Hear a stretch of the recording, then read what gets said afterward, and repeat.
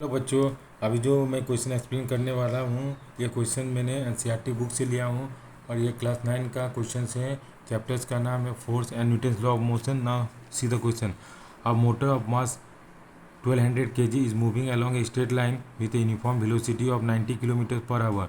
Its velocity is slowed down to 18 km per hour in 4 seconds by an unbalanced external force. Calculate the accelerations and change in momentum. Also calculate the magnitudes of the force required. अभी देखिए question में क्या बोल रहा है कि मान लीजिए एक ये मोटर बाइक से, ठीक है, ये समझ लीजिए एक मोटर बाइक से वो इसका जो मास है वो कितना है 1200 kg इसका मास दिया हुआ है और क्या हुआ एक मतलब एक स्ट्रेट लाइन पे चल रहा है वो क्या यूनिफॉर्म वेलोसिटी के साथ। तो यूनिफॉर्म वेलोसिटी ऑफ 90 किलोमीटर पर, तो मतलब u इक्वल टू कितना वो uniform velocity 90 kilometre per hour के स्पीड पे चल रहा है। तो इसको क्या मतलब मीटर्स पर सेकंड को किलोमीटर्स पर आवर को मीटर्स पर सेकंड में कन्वर्ट करने के लिए 90 इंटू 5/18 कर देते। तो ये क्या हो गया मेरा, ये 25 मीटर्स पर सेकंड में इसको कन्वर्ट कर रहे हैं, ठीक है।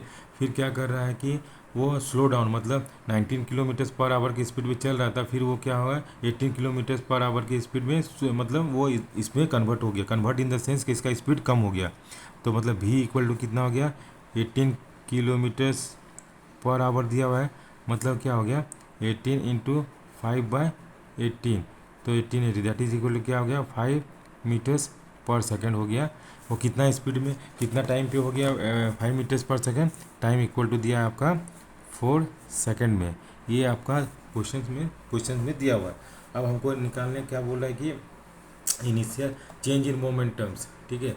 तो कितना मतलब 25 मीटर पर सेकंड से 5 मीटर पर सेकंड स्पीड में आने के लिए मतलब उसको कितना मोमेंटम, इसका कितना मोमेंटम चेंज हुआ, ठीक है। और दूसरा क्वेश्चन में बोल रहा है कि कितना फोर्स इसमें लगा मोटर व्हीकल्स में।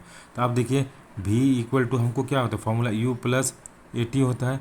तो मेरा v का वैल्यू कितना दिया 5 और u का वैल्यू कितना हो गया 25 प्लस a इंटू टी का वैल्यू कितना है टाइम दैट इज़ 4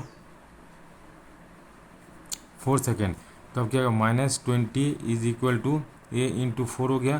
तो a इक्वल टू कितना हो गया -5 मीटर्स पर सेकेंड स्क्वायर हो गया। ये मेरा क्या हो गया, ये मेरा इसका एक्सेलरेशन हो गया। अब बोल रहा है कि चेंज इन मोमेंटम।